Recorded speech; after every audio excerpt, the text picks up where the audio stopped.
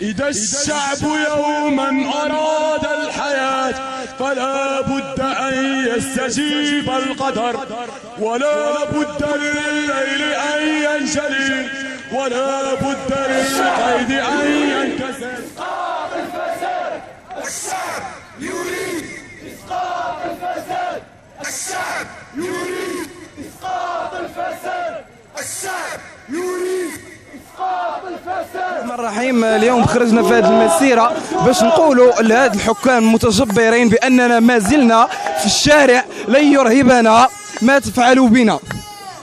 فرغم كل هذا القمع والحصار فما زالت حركة 20 فبراير في نضالاتها، وما تزال هنا بالشارع تدافع عن الشعب، تدافع عن المستضعفين، تدافع عن المظلومين.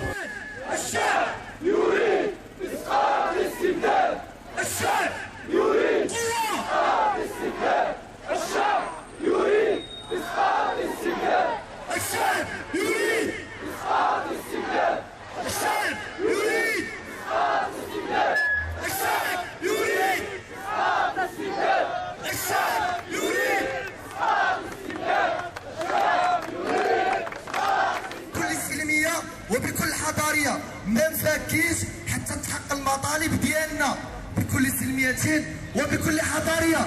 تحية لكم وتحية لكل الجماعة الشعبية.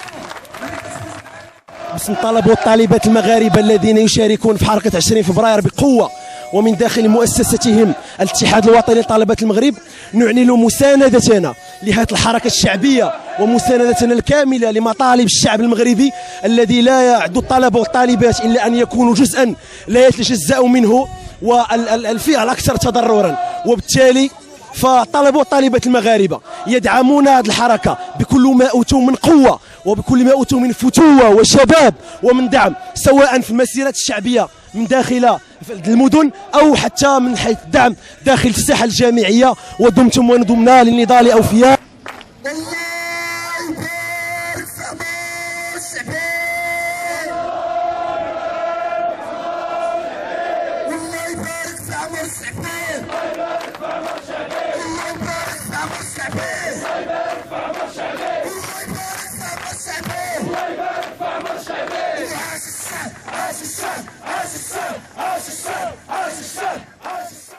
احنا مازال على العهد ومازال على النضال.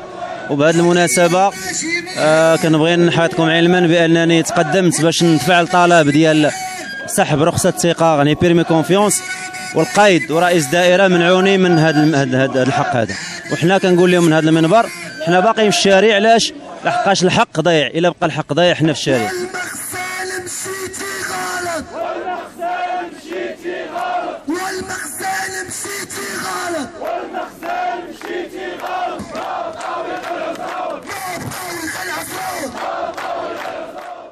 نشوفوا الاستئناف طيب، وان النضال مستمر ان شاء الله حتى تحقيق المطالب اللي الى الان لحد الان ما تحقق منها حتى حاجه، واللي كان ثمنها كبير، ثمنها شهداء حركه 20 فبراير واعتقالات تعسفيه. الحمد لله النضال مستمر والشعب ان شاء الله غيقول الكلمه ديالو.